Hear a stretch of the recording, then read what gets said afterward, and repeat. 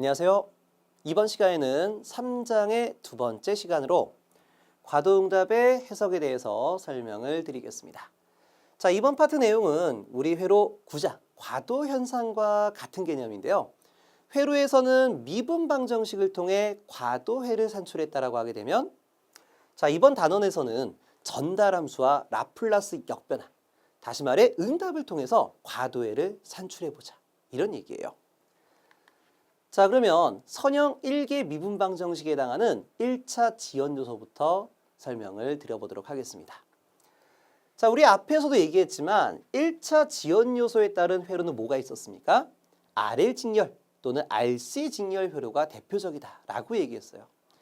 그래서 여기에서는 RC 직렬 회로에 따른 인디셜 응답을 해석을 해보도록 하겠습니다. 자, 그러면 인디셜 응답, 자, 이게 뭐예요? 입력함수에다가, 자, 입력함수에다가 유니트 스텝 펑션 UT 함수를 줬었을 때에 대한 출력을 우리는 인디셜 응답이다 라고 얘기했어요. 그래서 우리가 단위 계산 함수다 라고 했기 때문에 1V를 인가했다 라고 볼 수가 있겠죠.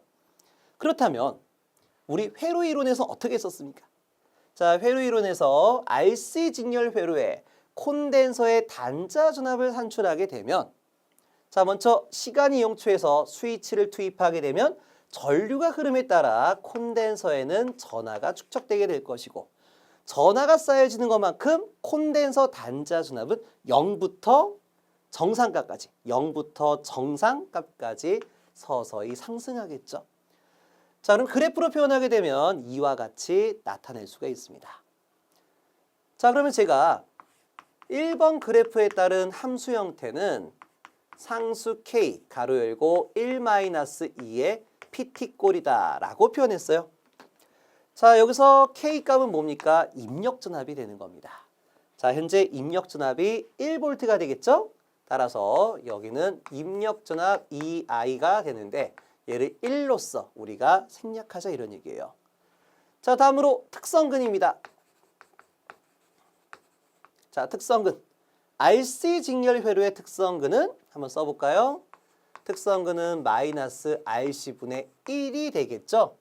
따라서 각각의 상수값을 대입해서 출력 전압을 작성해 보게 되면, 자, K는 1로서 생략하겠습니다. 그러면 1-2의 마이너스 RC분의 1T가 만들어진다 라고 볼 수가 있어요. 자, 그렇다면 이러한 과도회를 산출하는 과정에서 우리 제어에서는 전달함수와 출력 라플라스 변환을 통해 역변환을 시키게 되면 응답이 나오게 되는 거죠. 자, 응답이 뭐였어요? 자, 응답이라는 거는 시간에 대한 출력 함수다 이런 얘기예요. 그래서 여기에 있는 함수가 동일하게 만들어지는지 한번 검토를 해보도록 하겠습니다. 자, 전달함수 구해보도록 하겠습니다. 자, 전달함수는 기본적으로 전압비 전달함수를 말하고 있어요. 그래서 전압비 전달함수는 우리가 앞에서 연습 많이 했습니다. 자, 어떻게 연산이 돼요? 입력 측에서 바라본 임피던스 분의 출력 측에서 바라본 임피던스다. 이런 얘기죠. 자, 그럼 C가 가진 임피던스는 CS분의 1이 되기 때문에 입력 측 임피던스는 R 플러스 CS분의 1이 될 것이고, 출력 측에서 바라본 임피던스는 다음과 같습니다. 자, 그러면 간결한 형태로 정리하기 위해서 분모 분자에다가 CS를 곱해주게 되면 RCS 플러스 1분의 1이 되겠죠. 자, 여기서 우리가 라플라스 변환을 시키기 위해서 A2의 마이너스 AT를 라플라스 변환시키게 되면, 자, 얼마가 나왔어요? S 플러스 A분의 라지 A가 되는 거죠. 자, 그럼 반대로 S 플러스 A의 라지 A를 역변환시키게 되면 거꾸로 나가야 되겠죠. 그러면 어떻게 됩니까? A는 그대로 A로 내려가지고 S 뒤에 플러스 마이너스 상수가 붙으면 대치 정리에 의해서 지수 함수 위에 마이너스 보호로 표현을 해주면 됩니다. 따라서 A2의 마이너스 AT가 된다라고 볼 수가 있겠죠? 그럼 여기에 핵심은 뭐가 되냐? 우리가 라플라스 역변환을 취하기 위해서는 S 앞에 상수가 있으면 안 돼요. 그래서 S 앞에 있는 상수, RC 값을 분모 분자에다가 그대로 나눠줘 보도록 할게요. 그러면 이와 같이 표현할 수가 있습니다. 자, 여기 있는 함수는요. 여기 분자 자리가 라지 A가 돼서 이런 형태로 바뀌게 될 것이고 나중에 여기 SD에 더해진 것을 스몰 a라고 해서 지수 함수 형태로 바뀌어지게 된다라고 보시면 될 것 같습니다. 자, 이것도 기억하시길 바랍니다. 출력 전압은 1-2의 마이너스 RC분의 1이 나오게 될 것이다. 결과는 이거예요. 결과는. 그래서 우리가 이와 같은 일련의 작업을 통해 동일하게 만들어지게 되는지 한번 검토해보자 라는 얘기였죠. 자, 주제에 대한 중심을 잘 잡으시길 바라겠고요. 자, 그렇다면 출력 전압은 얼마가 되겠어요? 자, 라플라스 영역, 라플라스 변환 영역에서 보도록 하겠습니다. 자, 출력 전압 E0S는 입력 전압만 넘어가면 되겠어요. 따라서 입력 라플라스 변환 곱하기 전달 함수가 될 것이다. 자, 현재 입력 라플라스 변환은 얼마예요? 자, 인디셜 응답을 줬기 때문에 자, 여기 지워졌네요. UT 함수, 전압으로 따지면 1V를 말하는 거죠. 자, 1에 대한 입력을 줬기 때문에 입력 라플라스 변화는 S분의 1이 될 것이고 그리고 전달 함수 값은 그대로 작성하시면 될 것 같습니다.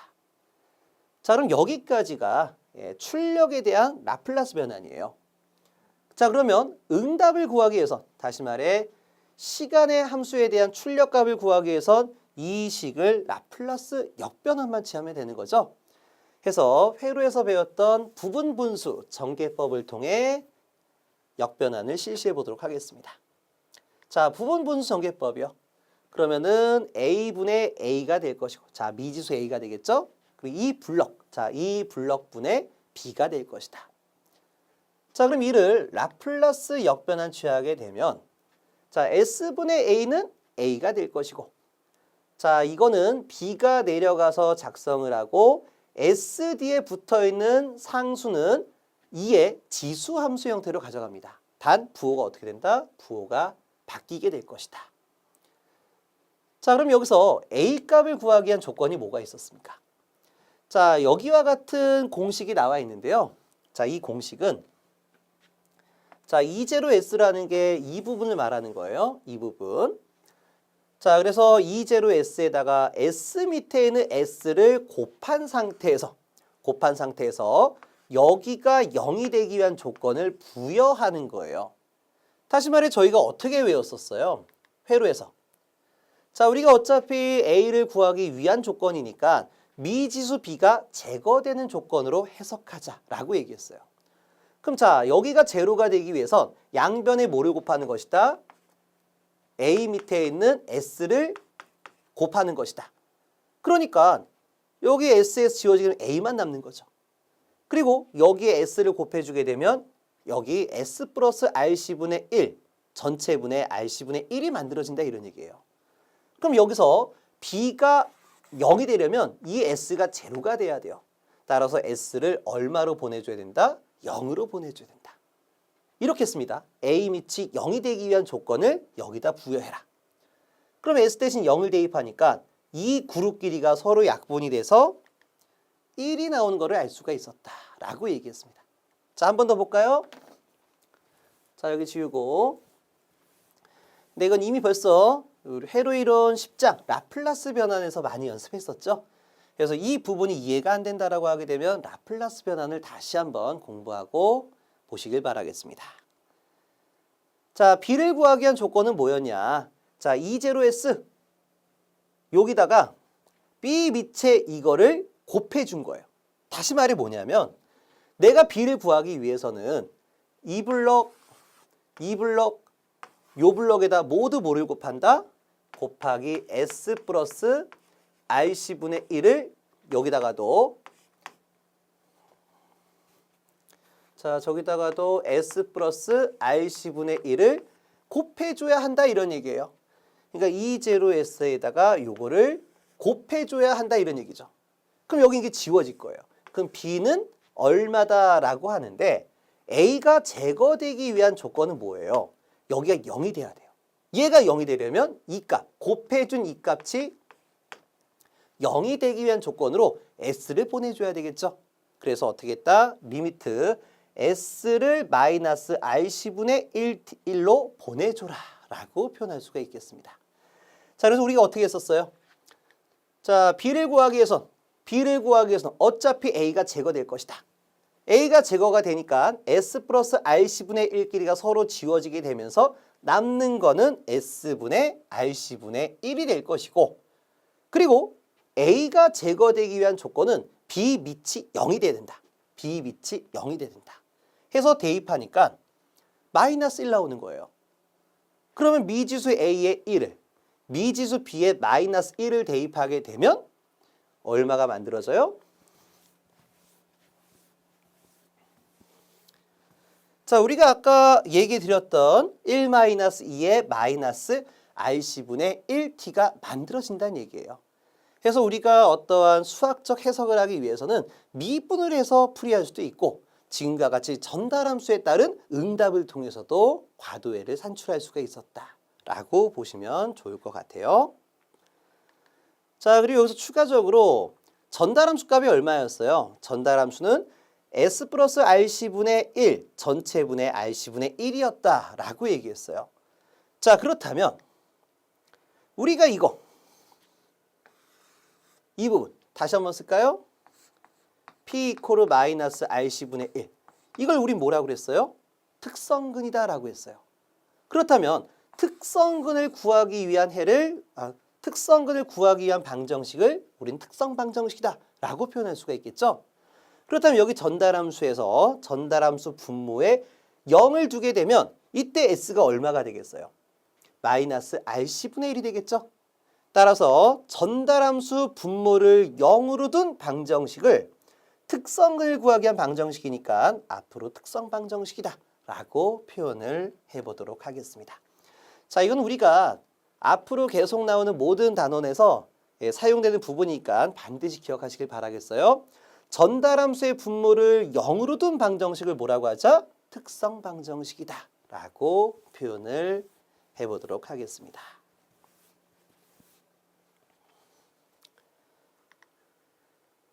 자, 다음으로 2차 지연 요소에 따른 인디셜 응답이 되겠습니다. 자, 2차 지연 요소라는 거는 선형 2개 미분 방정식으로서 회로적인 관점은 RLC 직렬 회로다라고 말했어요.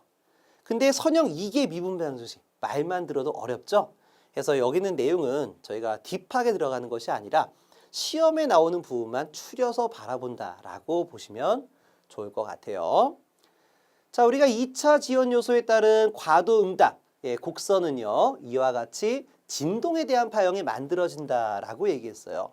그래서 우리가 원하는 목표값에 대해서 최초로 올라가게 되는 파형을 우리는 최대 오버슈트다라고 얘기를 불러주고 있습니다. 여기를 최대 오버슈트, 그 다음에 두 번째를 제2의 오버슈트, 하나 또 있었으면 제3의 오버슈트가 될 것이고, 아래로 내려가게 되면 언더슈트다라고 표현할 수가 있겠죠. 그래서 이 오버슈트라는 개념을 보시면 되고, 자, 물론 뭐 시험에 나오는 형태는 아니에요. 그래서 오버슈트가 어떤 부분을 의미하는 것이다 라고만 용어 정리를 하시길 바랍니다.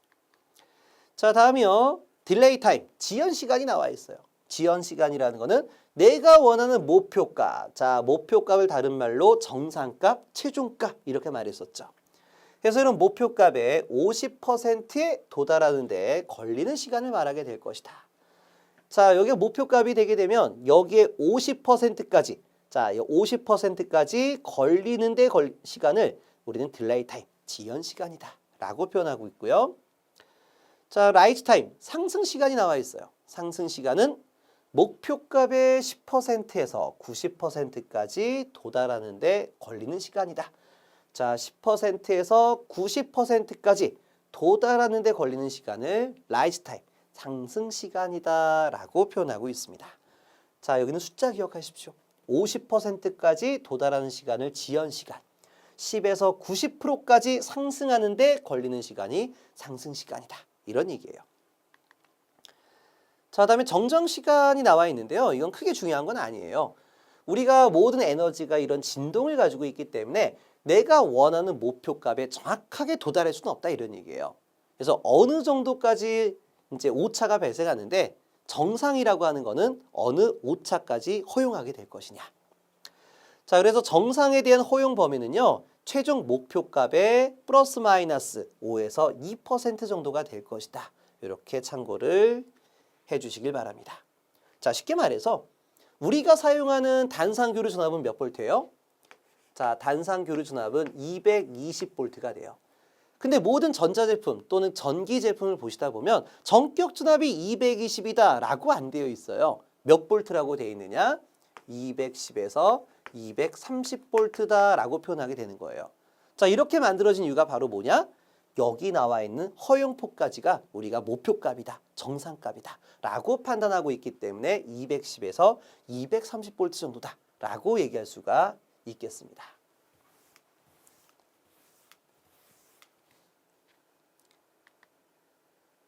자, 다음으로 진폭 감쇄비가 나와 있는데요. 이 문장으로 보지 마시고 공식으로 보세요. 자, 시험에 나오는 부분이니까 기억을 해주시길 바랍니다. 자, 감쇄비라는 것은 뭐냐? 최대 오버슈트분의 제2 오버슈트가 될 것이다. 그러니까 최대 오버슈트와 제2 오버슈트에 대한 비율을 우리는 감쇄비다라고 표현을 해주고 있습니다. 자, 그렇다면 2차 지연 요소에 따른 인디셜 응답을 보도록 할게요. 자, 인디셜 응답 바로 뭐예요? 유니트 스텝 펑션. 우리가 이러한 직류 전압을 가했을 때, 직류 전압을 가했었을 때의 출력값을 말한다. 해서 2차 지연 요소는 이와 같은 진동에 대한 감쇄 진동의 과도 현상이 만들어진다라고 했어요. 자, 그렇다면 전달 함수부터 구해보도록 하겠습니다. 자, 전달 함수 값은 자, 입력에서 바라본 임피던스 얼마가 돼요? R 플러스 LS 플러스 CS분의 1이 될 것이고, 자, 출력에서 바라본 임피던스 얼마가 돼요? CS분의 1이 될 것이다. 자, 분모 분자에다가 CS 곱할게요. 그러면은 LCS의 제곱 플러스 RCS 플러스 1분의 1이 만들어지게 될 것이고, 자, 여기다가 우리 분모 분자의 LC 값을 한번 나눠보도록 할게요. 그럼 LC 지워지고 여기다 LC로 나누게 되면 CC 지워지게 되면 L분의 R이 만들어진다라고 했었고, 여기서 LC 나누니까 이와 같이 만들어진다. 자, 여러분들이 2장에서 정리했던 거 기억하고 계십니까? 2차 지연 요소에서 우리가 LC분의 1을 뭐라고 그랬어요? 오메가 N의 제곱이다. 해서 오메가 N이라는 거는 자연계의 고유진동 주파수다 라고 얘기했어요. 그리고 L분의 R 대신에 저기 이 제타 오메가 N이라고 써서 제동계수 또는 우리가 댐핑이라고 하죠. 감쇄계수 제타를 집어넣어서 공식을 또다시 바꿀 수가 있을 것이다 라고 얘기했습니다. 자, 그래서 우리가 2차 지연 요소에 따른 전달함수를 구하게 되면 자, 이건 그냥 외우셔야 돼요. 외우셔야 됩니다. S의 제곱 플러스 2 제타 오메가 NS 플러스 오메가 N의 자승분의 오메가 N의 자승이 될 것이다. 자, 제가 이거 어떻게 외우라고 그랬어요? 자, S 플러스 오메가의 제곱을 해주게 되면 자, S의 제곱 플러스 2 오메가 S 플러스 오메가의 제곱이 되겠죠. 자, 이렇게 만들어진 상태에서 여기 2하고 오메가 사이에 제동계수 또는 감쇄계수 제타를 곱해주는 것이다 라고 이렇게 암기를 해달라고 했습니다. 자, 물론 오메가, 그냥 오메가를 쓰는 것이 아니라 오메가 N이라고 해서 내추럴 프리퀀시, 자연계의 고유 진동 주파수다 라고도 얘기를 해줬었죠. 자, 내용이 조금 복잡하죠. 자, 그렇다면 우리가 앞에서 정리했던 특성 방정식. 자, 특성 방정식 뭐였어요? 전달함수의 분모를 0으로 둔 방정식이다. 해서 특성 방정식 펑션 오브 S. 자, 함수는요. S의 제곱 플러스 2 제타 오메가 NS 플러스 오메가 N의 제곱이다라고 얘기를 할 수가 있을 것 같아요. 자, 그렇다면 우리가 앞에서 말했던 제동계수 제타. 자, 제타를 그리기 힘드신 분들, 자, 이렇게 해서 S를 딱 그리면 되거든요. 근데 제타 그리기 힘드신 분들은 델타라고 쓰면 될 것 같아요. 우리 제타에 대한 문자 기호는 두 가지입니다. 제타라고 쓸 수 있고, 자, 제동계수에 대한 문자 기호는 제타라고 쓸 수도 있고 또는 델타라고도 쓸 수 있어요. 여러분들이 편한 쪽으로 작성을 하시면 될 것 같아요. 자, 그렇다면 여기 앞에 공식 보세요. 자, 다음과 같은 전달함수 공식에서 이 제타값의 변화를 주는 거예요. 그럼 제타값의 변화를 줬었을 때 출력 파형이 얼마로 만들어지게 될 것이냐. 자, 기준부터 보도록 하겠습니다. 자, 이게 보이는지 모르겠는데, 자, 지금 제타가 얼마냐? 0이에요. 제타가 0일 때 파형, 출력 파형을 그리게 되면 이렇게 무한진동 파형이 만들어져요. 자, 왜 그러냐면 앞에 보십시오. 자, 제타가 제로가 되면 이게 0이란 뜻이에요. 그럼 결과적으로 전달함수. 자, 전달함수라는 건 이득을 말하는 건데 이득이 s의 제곱 플러스 오메가 n의 제곱분의 오메가 n의 제곱이 되는 거예요. 무슨 꼴입니까? 자, 다시 한번 사인 오메가 t를 라플라스 변화시키면 얼마가 돼요? s의 제곱 플러스 오메가의 제곱분의 사인 딱 그려서 오메가다라고 얘기했죠? 그러니까 이 형태는 바로 뭐가 된다? 제타가 제로가 되는 순간 사인에 대한 웨이브가 된다 이런 얘기예요. 그래서 사인만큼의 이득을 줬기 때문에 이 또한 출력이 정형파에 대한 형태로 계속적으로 만들어진다 이런 얘기예요. 그래서 이것을 우리가 무한진동이다 라고 말할 수가 있겠죠. 물론 제타라는 걸 제동계수라고 했기 때문에 제동이 걸리지 않은 무제동 상태다 라고 얘기를 할 수가 있겠습니다. 자, 그럼 이거를 데이터 수치로 빼가지고요. 제타값을요. 0서부터 1까지 서서히 변화를 줘볼게요. 그러면 제타가 0.1이면은 이와 같이 오실로스코프에서, 자, 오실로스코프는 파형을 계측할 수 있는 계측기를 말하는 거죠. 그래서 제타를 1로 줬더니 파형이 이와 같이 만들어지게 되고요. 제타를 0.1을 줬더니만 이렇게 또 한 번 변하고요. 제타를 0.3, 0.4 땡땡땡 주게 되면 파형이 어떻게 돼요? 제동계수라고 하게 되는 제타 값을 0부터 1까지 서서히 변화를 줬더니 이 진동에 대한 폭이 줄어든다 이런 얘기예요.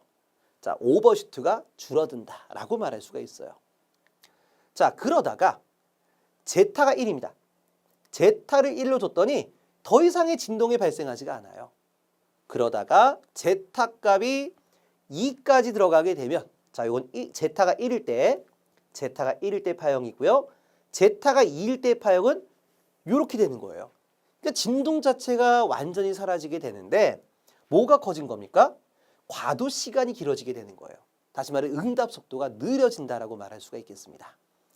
자, 그래서 이와 같은 관계를 보게 되니까 제타가 0부터 1까지 사이에 오게 되면은, 자, 제타가 0일 때는 무한 진동인데 0보다 커지는 순간서부터 감쇄 진동이 만들어져요. 점점 진동이 작아져요. 감쇄 진동이 하다가 어디까지요? 1 이전까지. 왜? 제타가 1이면 진동이 사라져 버립니다. 그래서 0보다는 크고 1보다 작은 영역이 진동이 점점 작아지게 되는 감쇄 진동 상태가 될 것이다. 자, 그래서 이와 같은 상태를 우리가 앞으로 부족제동이다 라고 불러주도록 하겠습니다. 자, 그렇다면 제타가 1일 때가 어떻게 될까요? 제타가 1보다 작으면 진동이 발생하고 제타가 1보다 커지게 되면 진동이 사라지게 됩니다. 그럼 제타가 1일 때가 진동이 있을 때와 진동이 없었을 때의 임계 상태가 되는 거죠.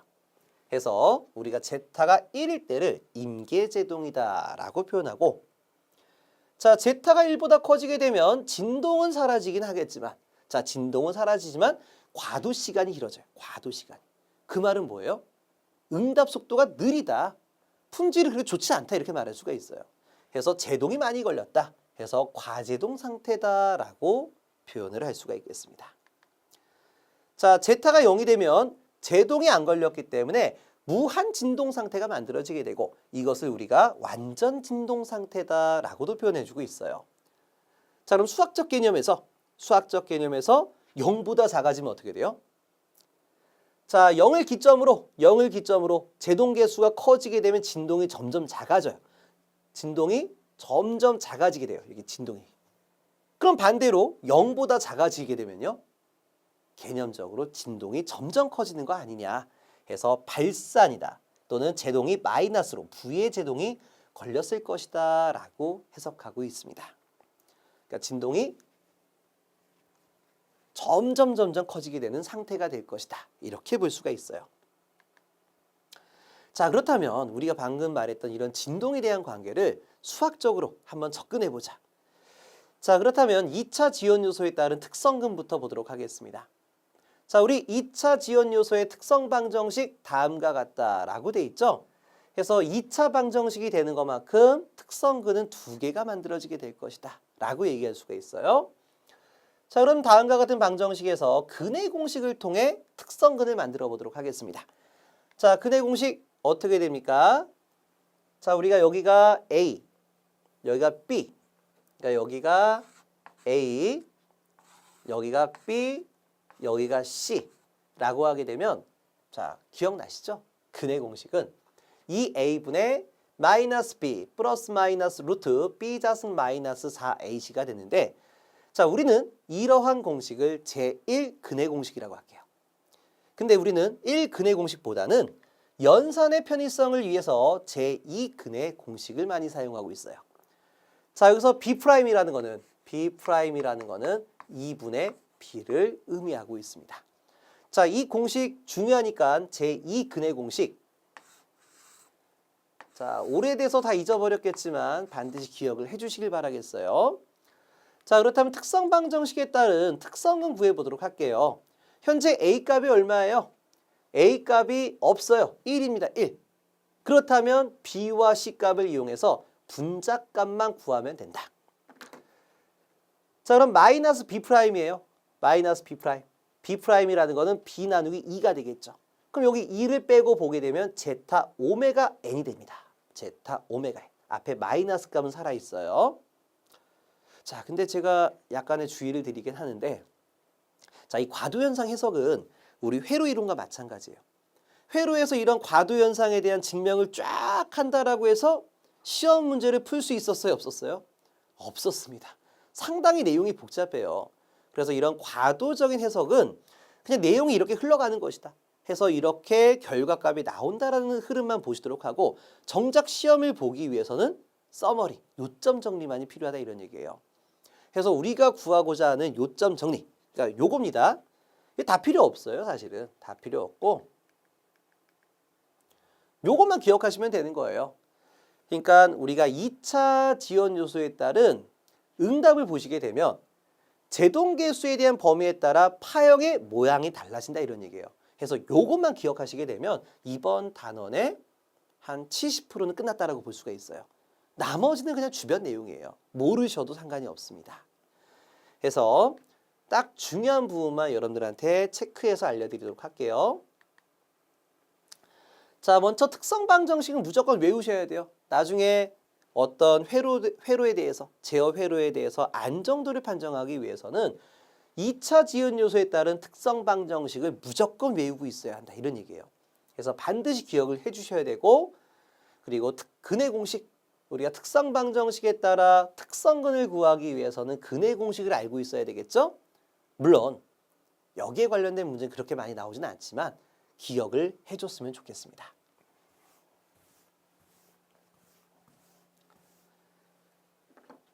자, 여기 아래 내용은 중요하지 않습니다. 참고만 하세요.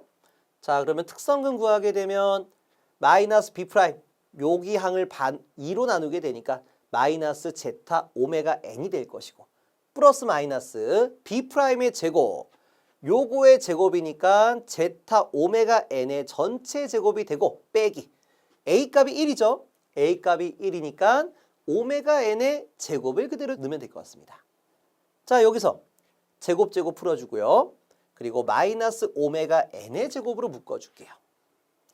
마이너스 오메가 n의 제곱으로 묶어주게 되니까 여긴 뭐가 돼요? 자, 마이너스 요걸로 묶었으니까 얘는 1이 될 것이고 제타의 제곱은 마이너스 제타의 제곱이 되겠죠?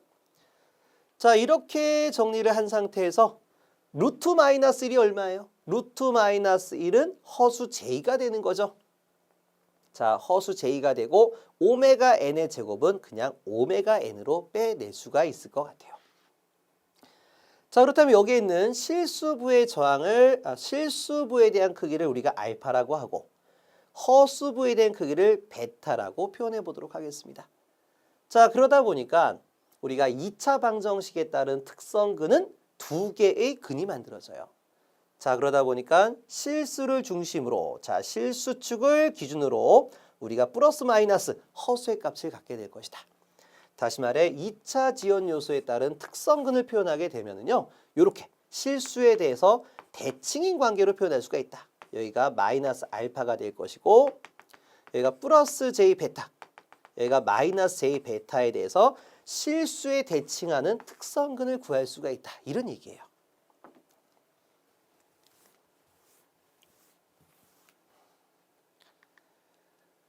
자, 그렇다면 특성근 위치에 따라 인디셜 응답, 파형을 그려보도록 하겠습니다. 자, 제타가 0일 경우, 자, 여러분들은 이미 알고 있어요. 제타가 0일 경우에는 우리가 무제동 상태가 돼서 무한 진동이 된다라고 얘기했습니다. 자, 그렇다면 특성근은 어떻게 될까요? 우리가 앞에서 구했던 특성방정식에 따른 특성근에서 제타 값을 제로로 하게 되면, 자, 여기 제로가 될 것이고요. 요거 제로가 되니까 허수만 남겠네요. 허수만 플러스 마이너스 J 베타가 될 것이다. 자, 그렇다면 특성방정식은 어떻게 될까요? 특성방정식. 자, 특성근은 뭐예요? 자, 특성방정식을 세웠었을 때, 그러니까 요게 0이 됐었을 때 S의 해가 바로 특성근이 되는 거죠.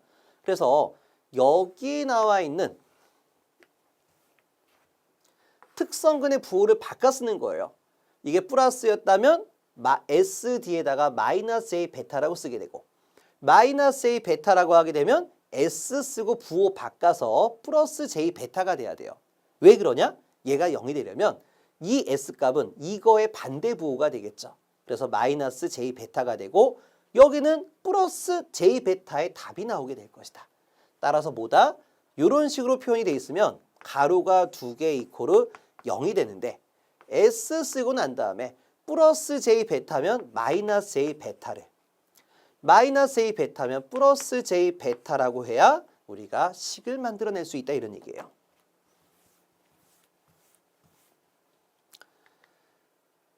자, 그렇다면 요거 어떻게 정리가 된 거예요? S 플러스 A, 그러니까 A 플러스 B라고 할게요. A 플러스 B. A 마이너스 B라고 할게요. A 마이너스 B. 곱셈 공식에 의해서 A 자승 마이너스 B 자승이죠. 그러니까 A의 자승 마이너스 B의 자승이다, 이런 얘기예요. 근데 여기서 J라는 건 루트 마이너스 1이니까 J의 제곱은 마이너스 1이 될 것이다. 그럼 얘가 마이너스 1이니까 마이너스 플러스가 되겠죠?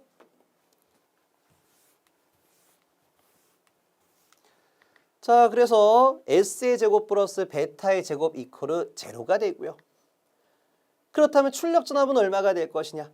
자, 출력전압이라는 거는 입력 라플라스 변환 곱하기 전달함수가 될 것이다.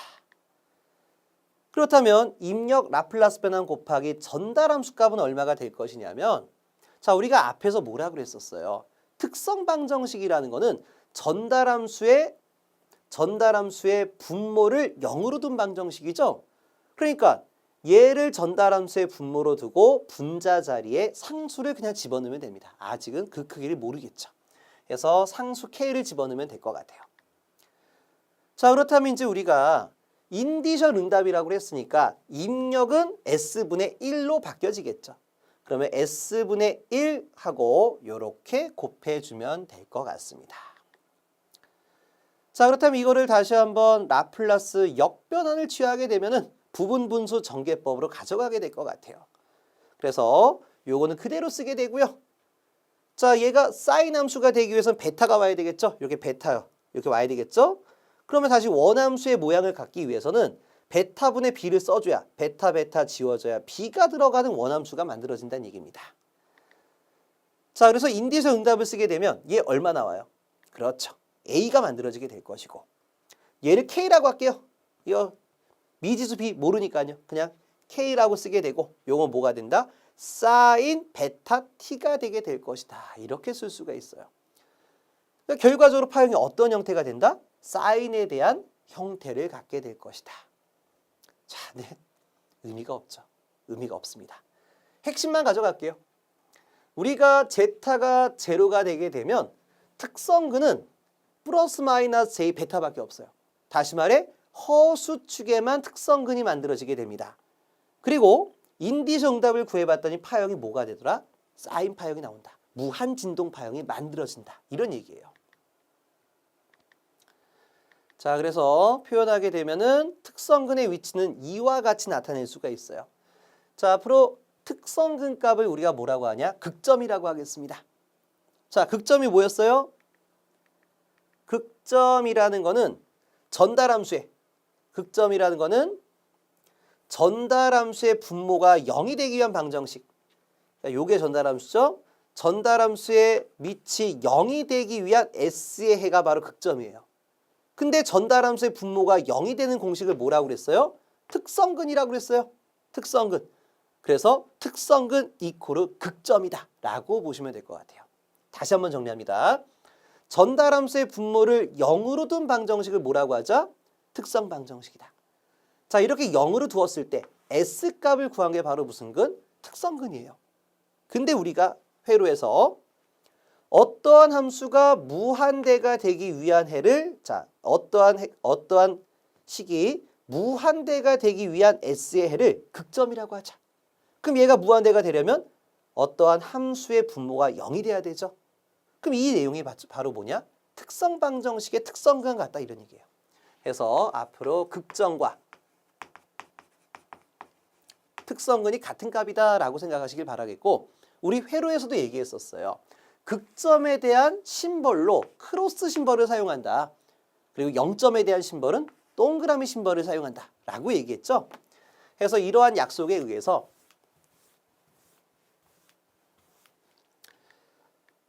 자, 약속에 의해서 우리가 여기 나와 있는 특성근을 복소평면에 제시하다 보니까 허수축에서 들어가게 되는 복소수근을 표현할 수가 있었습니다. 자, 그리고 이에 대한 출력값을 보게 되면 이렇게 무한진동 파형이 만들어진다 라고 얘기할 수가 있겠죠. 그래서 우리가 쉽게 이해를 할 수가 있을 것 같아요. 자, 하나만 더 해보도록 하겠습니다. 좀 의미가 없는 건데 사실 나중에 뒤쪽에 나오는 표가 하나 있어요. 그래서 표만 기억하시게 되면 이번 단원에 대한 내용을 전부 다 맞힐 수가 있어요. 자, 근데 그 표를 해석하기 위해서 과정이 필요한 거니까 이 과정은 너무 스트레스 받지 마시고 아, 저렇게 흘러가는 거구나 가볍게만 봐주시길 바라겠습니다. 이건 저도 힘들어요. 그러니까 여러분들이 그냥 한번 보고 넘기는 형태로 가져가시길 바라겠어요. 자, 우리가 제타가 0보다는 크고 1보다는 작다. 그럼 다 아실 거예요. 어떤 함수가 나온다? 감쇄진동 파형이 만들어진다. 파형이 점점 작아지게 되는 감쇄진동이 만들어진다라고 했어요. 자, 그러면 특성근은 다음과 같고, 자, 이를 풀어주게 되면 마이너스 알파 플러스 마이너스 j 베타가 될 것이다 라고 돼 있어요. 그러면 특성 방정식은 어떻게 되겠습니까? 자, 요거 한번 볼게요. 지금 제타 값이 0보다는 크고 1보다는 작은 건데 뭐 쉽게 0.5다라고 생각하시면 될 것 같아요. 0.5. 그럼 여기다 0.5를 대입해봤자 어차피 마이너스 되는 거 아니에요? 이 영역을 대입하면 실수분은 결과적으로 마이너스가 나온다. 이 뜻이에요. 그 다음에 여기다 0.5 대입하게 되면 어떻게 돼요? 0.5의 제곱은 0.25가 되죠? 그럼 여기는 항상 뭐가 됩니까? 루트가 플러스 값이 되는 거야. 루트가 플러스. 그럼 이제 여기에 플러스가 된 상태에서 뭐 오메가 n 곱하기 어떤 상수값 하게 되니까 j 베타 값이 나오게 될 것이다. 그래서 대충 정확한 숫자는 모르겠는데 이런 형태가 띄게 될 것이다. 이런 얘기예요. 그러면 우리가 특성 방정식 어떻게 만든다고요? 특성 방정식이라는 거는 자, 우리가 2차 지원 요소니까 특성근이 2개가 나올 거예요. 그래서 이게 제로가 돼야 된다. 자, 그러기 위해서 S가 이렇게 있는데 이거의 부호를 싹 바꿔버리는 거예요. 마이너스니까 플러스 알파 플러스 J면 마이너스 J 베타. 자, 마이너스 J면 플러스 알파 플러스 J 베타. 이렇게 쓰게 되는 거예요. 해서 공식을 이렇게 표현한 것이다. 자, 그래서 우리가 특성 방정식을 통해 특성근으로 거꾸로 올라가게 되면 얘가 0이 되려면 S가 얼마가 돼야 돼요? 마이너스 알파 플러스 A 베타 이렇게 나온다 이런 얘기입니다. 자, 우리 시험에서는 크게 중요한 거 아니니까 지울게요. 자, 그럼 다음 식을 어떻게 뺐냐면요. S 플러스 알파를 A라고 하고요. 플러스 여기 J 베타를 B라고 하는 거예요. 그럼 A 플러스 B 곱하기 A 마이너스 B는 A제곱 마이너스 B제곱이 되는 거죠. 그래서 이와 같이 나타낼 수가 있고 다시 한번 정리하게 되면 아까와 마찬가지입니다. J의 제곱은 마이너스 1이니까 플러스로 이렇게 바꿔줄 수가 있어요. 자, 출력전압입니다. 출력전압은 입력 라플라스 변환 곱하기 전달함수가 될 것이고 자, 전달함수에서 중요한 건 이거죠. 전달함수의 분모를 0으로 둔 방정식을 뭐라고 하자? 특성 방정식이라고 하자. 그래서 여기 항을 전달함수 분모 자리에 집어넣고 분자는 모르니 K라고 넣겠습니다. 자, 그럼 여기다 인디셜 응답이니까 입력함수는 얼마가 돼요? 그렇죠. S분의 1이 될 것 같습니다. 자, 그래서 우리가 이거를 부분분수 전개법으로 가져가게 되면 이렇게 될 것이고요. 자, 라플라스 역변환 시켜주게 되면 한 번 더 바꿔줬네요. 한 번 더. 자, 여기를 베타로 맞춰주기 위해서 B 앞으로 빼내주고 베타로 바꿔냈습니다. 자, 라플라스 역변환, 인디셜 응답을 구하면 A가 되고요. 자, 베타분의 B, K라고 하게 되고 S 플러스 알파는 지수함수, 지수 감쇄함수로 표현하게 되고 그 다음에 S의 제곱 플러스 베타의 제곱분의 베타는 사인 함수가 되겠죠. 따라서 파형은 어떻게 만들어진다? 자, 지수 감쇄니까 이렇게 지수 감쇄폭을 갖게 되면서 웨이브는 사인 웨이브가 될 것이다. 다시 말해 뭐예요? 감쇄 진동이 만들어진다는 뜻이에요.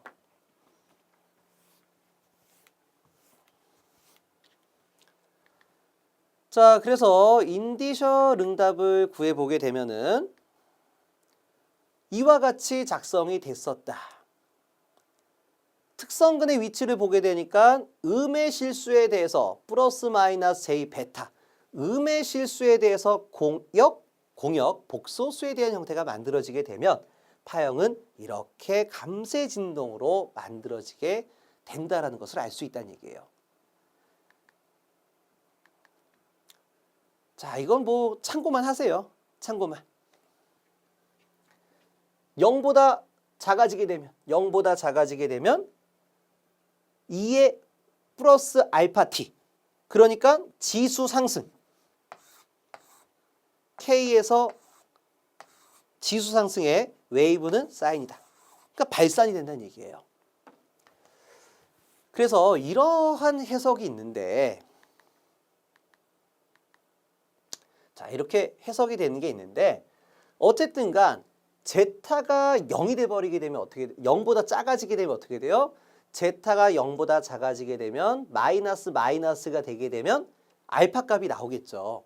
그러니까 이 경우에는 양의 실수를 갖게 되는 공역 복소수가 될 것이다 이런 얘기예요. 그럼 이렇게 만들어진 특성근에 대해서 파형을 분석하게 되면 발산에 대한 형태가 만들어진다 이런 얘기입니다. 자, 그래서 중요한 건 이거예요. 중요한 건 이겁니다. 여기까지 힘들게 쭉 내용을 전개해 나갔는데 실제 저희가 시험을 보기 위한 조건은 뭐가 있었냐. 자, 이거 첫 번째 거는 크게 중요한 건 아닌데요. 제타가 1보다 크게 되면 자, 복소평면 S플레인이죠. 복소평면에 두 개의 음의 실수를 갖게 되는데 파형은 과제동 상태가 됩니다. 자, 그리고 제타가 1이 되게 되면요. 앞에 거 잠깐 볼까요? 제타가 1이면 1 빼기 1은 0이니까 허수가 사라져요. 그러다 보니까 뭐가 된다? 음의 실수가 중군으로 만들어진다. 음의 실수가 중군으로 만들어지게 될 것이다. 그러면은 임계 상태가 되는 겁니다. 임계 상태. 그리고 제타가 제타가 0보다는 크고 1보다 작아지게 되면 음의 실수에 대한 공역 복소수가 만들어지게 되는데 이 경우에는 파형이 감쇄 진동이 된다는 얘기예요. 자, 제타가 0이면 허수축에 대해서 공역이 만들어지게 되는데 이 경우에는 무한진동이 만들어지게 되고요. 무한진동이 만들어지게 되고 이 범위 안에 들어오게 되면 양의 실수부가 돼서 발산에 대한 형태가 된다. 다시 말해 제타가 0보다 작아지게 되면 무조건 발산이 만들어진다는 뜻입니다. 그럼 이 내용에 대한 결과는 뭐냐? 자, 저희가 자동 제어를 배워서 들어가는 게 뭐냐면 어떠한 회로를 짰어요. 그럼 이 회로에 대해서 변화되는 입력 신호를 줬었을 때 내가 원하는 출력에 도달하냐 도달하지 못하느냐 이거에 대한 응답 특성을 보고 싶은 거예요. 자, 근데 제동계수라는 게 이러한 조건부를 제시하게 되니까 내가 원하는 목표값에 대해서 무한진동이 된다든가 점층적으로 발산하는 형태가 되면 원하는 출력이 안 나와지겠죠.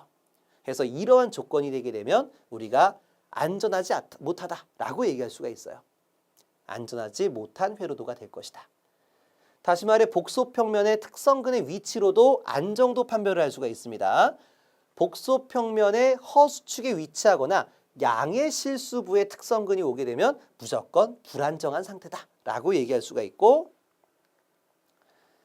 자, 우리 복소평면에서 특성근이 좌반부에 오게 되면 우리가 원하는 목표값에 수렴하게 되는 안정상태가 될 것이다. 이렇게 해석할 수가 있겠습니다.